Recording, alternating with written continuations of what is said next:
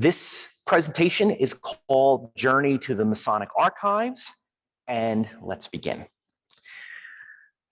The journey began, like most, with me applying for a position at the Masonic Temple. After working as a tour guide at the historical site of Christ Church, I got a similar position at the Philadelphia Masonic Temple in March of 2019. My true love for the temple began as Brother Michael McKee brought me down to see the archive. When I walked in, my eyes opened wide and I wanted to work there. I had no idea at the time that it was Michael's plan all along to make me the archivist of the temple. I thought he was just showing me that we had an archive. The archive had been neglected as there hasn't been an archivist in the temple for over 20 years. And I saw an incredible opportunity. Within a year of working as a tour guide, I was called into Brother McKee's office and asked if I would like to become the archivist of the Masonic Library and Museum of Pennsylvania. I had worked previously at the National Archives and had my master's degree in history.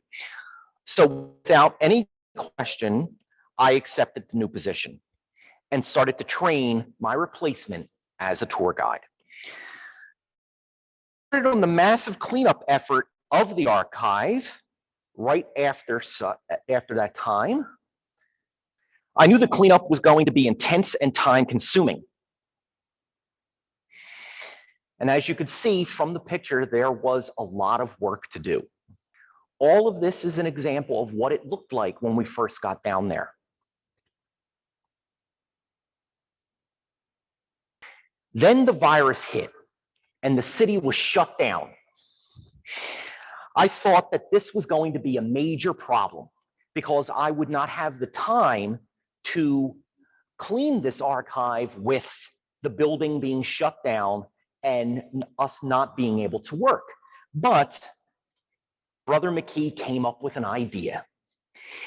He decided that since the building was so large and there were certain people who volunteered to come in and work for the archive or cleaning up the temple, that this would be perfect. And he gave us 10-hour days and we would work in our specific areas, but just in those specific areas. And this was my opportunity to start to clean and assemble the archive properly.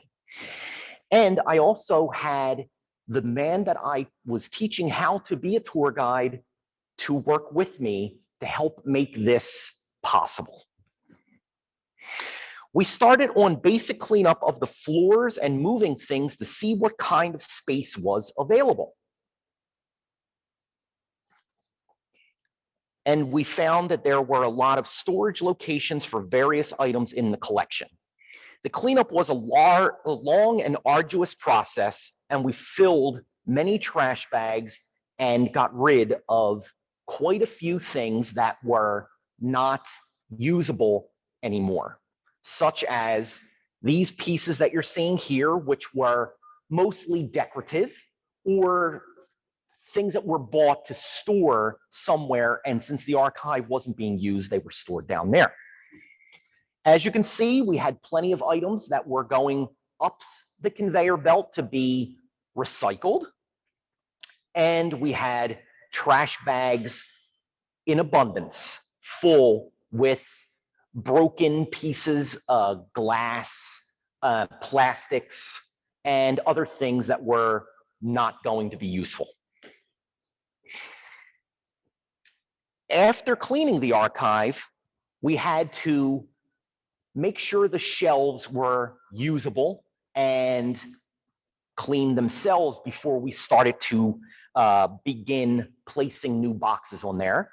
So one of the things that we had to do was clean the tops of the shelving. And as you can see, I'm up on the top vacuuming them. And here we go again. That was actually quite a fun thing to do. Later, we also discovered that there were many artifacts located all over the temple stored in offices and other areas that were put there after they were used in the museum, or they were put on display for lodges when they had anniversaries, and they were put in different sections to just put them out of the way so that they could be brought down to the archive later.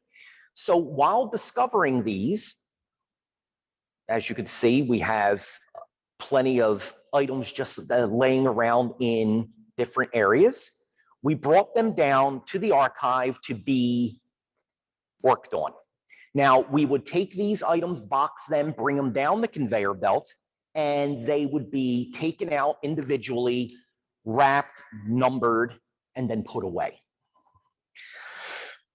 Exploring and gathering the items was a process all in its own, and we used the assistance of all of the rest of the library staff as well as Director McKee. We looked through all the known areas of the temple that we believed some of the items would be located in, and when we found them, they would be sent down to the archive to be put into their proper home. Many items, as you can see, were found throughout the temple. And all of these are now in the archive where they belong. Moving collected items to the shelves in the archive was also another process. And we found that we had to reshelve everything. So as you can see, we had to find space and add to it. But we first had to find all the items, place them in a secure storage box, clear the shelves, and finally place the items in their newly assigned locations. This is the beginning of reshelving. These are all aprons and other textiles that we found and had to rebox. We also had to document everything before adding them to their new shelving locations. That way, researchers and others looking for certain items could find them easily. It took more than a month to box and move items to their new locations within the archive. Most of these items were mixed in those boxes and not sorted by type. This meant that we had to go through every box, separate every item, and then rebox all of these things before moving them to their new location in the archive, such as documents. And up in the top, the black seals that you see are the seals that would have been used by lodges to put on their envelopes or on any documents that they would use, so you knew it was from them.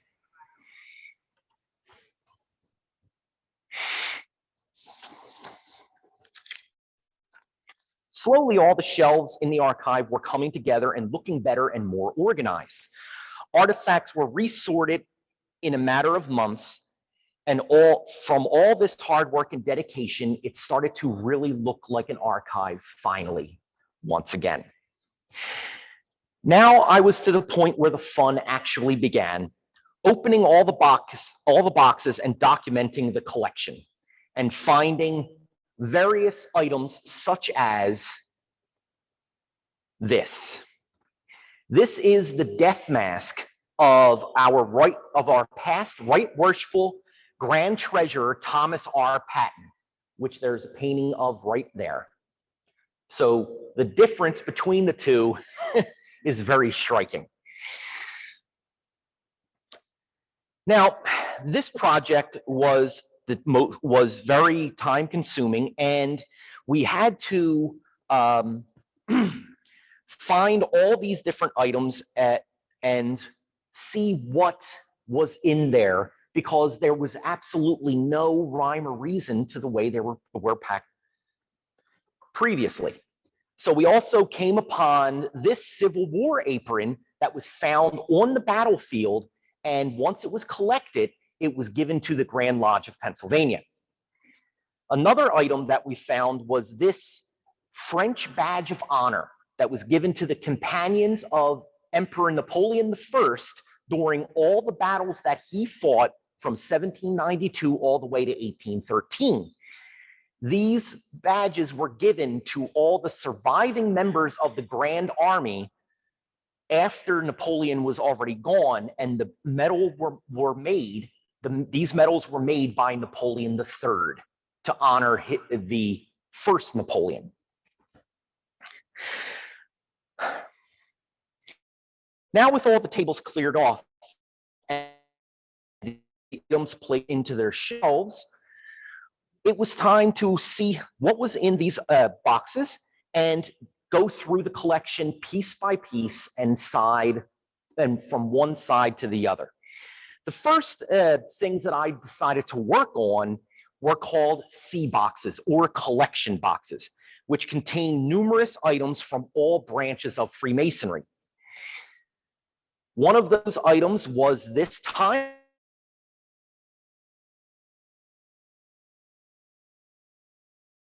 26, and this was back in 1906.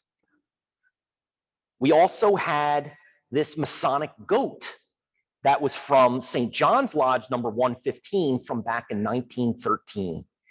Now, every one of these pieces were found, cataloged, and then wrapped up and reboxed. We also found a range of plates, cups, paperweights, gavels, and other anniversary and event pieces, such as this gag gift that was given during a Christmas celebration called the Potbelly. It was given by Mitchell Lodge number 296 during one of their Christmas events. And we don't know for certain, but I do believe that the face on that is the worshipful master at the time making fun of himself as getting fattened up from all the meals that they would have throughout the year.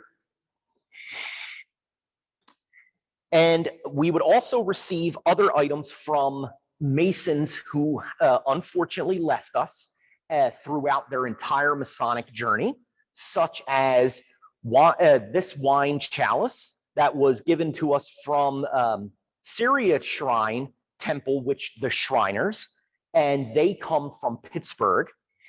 And also this wine goblet, which was from the same lodge, but from 1889.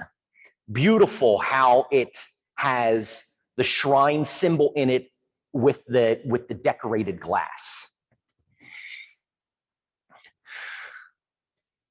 So I started taking these items and replacing the damaged boxes, removing the contents, and wrapping them up to prevent damage, and reboxing them and put them back on the wall and number each box so that these would be easier to find and easier for researchers to find the items within.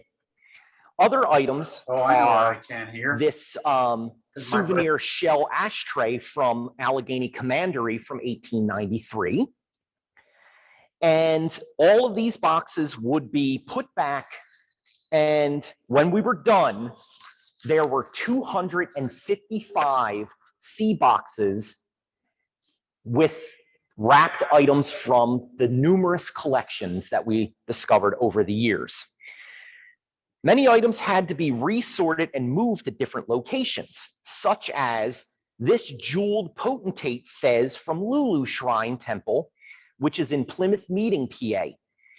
And this item is actually quite heavy when you put it on your head. So I could only imagine he would wear this unlimited times.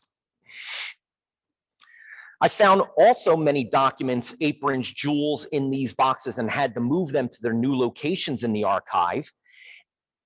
And I created a new shelving system based on the latest archival procedures. Other items that were found are this death benefit certificate from 1915, and it was a $1,000 death benefit. And if it was closer, you could see that it was signed by the worshipful master of the lodge, given to one of his members, And back in 1915, $1,000 was probably a lot more money than it is today. So this would have been something that would have been proud to have. Also, we found this past master's apron from Franklin Lodge number 134 of Philadelphia, Pennsylvania. And as you can see, Franklin's face is on the apron itself. This lodge no longer exists, but just imagine we were able to preserve such a beautiful piece like this.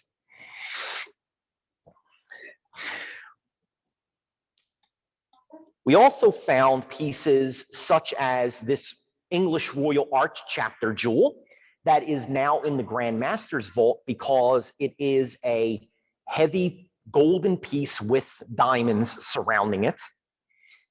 We also have other things that are boxed and stored in the Grand Master's vaults that we found downstairs, such as this past Master's jewel that was from Lodge number 51, which is still around to this day. But this jewel is from 1791, and there are 31 diamonds within the star in the center.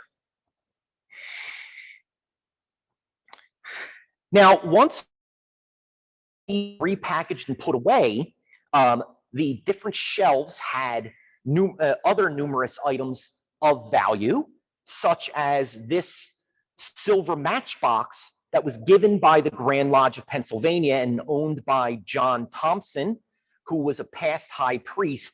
And this box was given to him for his 14 years of service as the Grand Secretary of the Grand Chapter of Pennsylvania. Other items would be the past master's jewels shown here, which is gold and silver, which is a little different because usually it is all silver.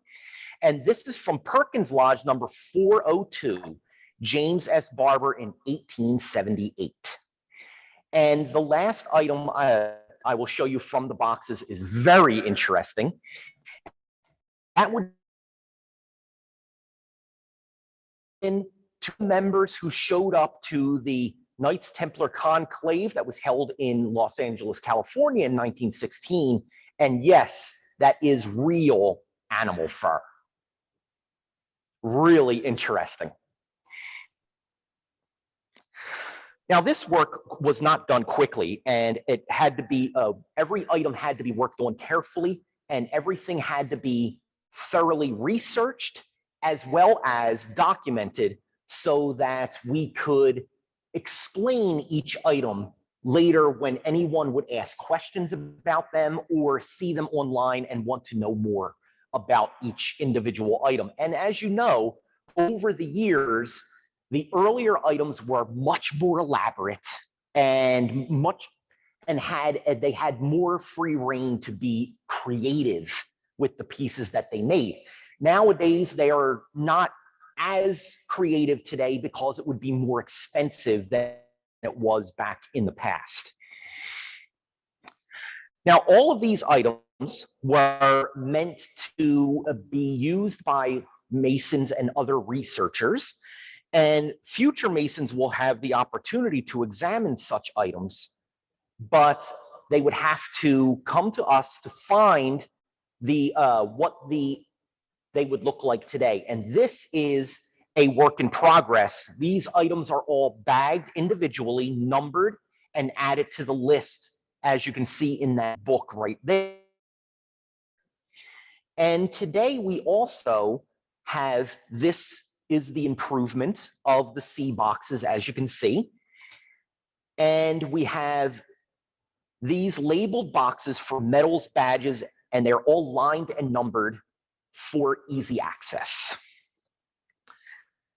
Now, because of all of this hard work that we have done, we were able to get the archive in a working order in about a year or so of cleaning and working through it.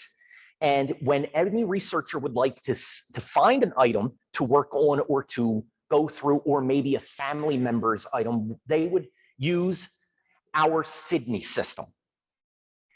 Now, this Sydney system is where all the archival items are stored so that researchers would be able to find them. And as you can see in the identifier, you can see the object name, which would be a badge. There is the accession number and what the item is. And then the date of when it was added. And on the side in the remarks tells you that where it's located, what box and what shelf. And this is for any and every item that we have in the archive or in the Grand Master's vault will eventually be put into this Sydney system. Now, all of these items are well maintained and kept away from the elements to where they can be deteriorated in any way, shape, or form, so that the Grand Lodge of Pennsylvania's Library and Museum archive will have these items for anyone further down in the future. Okay, so please join us for our next presentation, which is Saturday, July 17th at 3:30 to 4:30.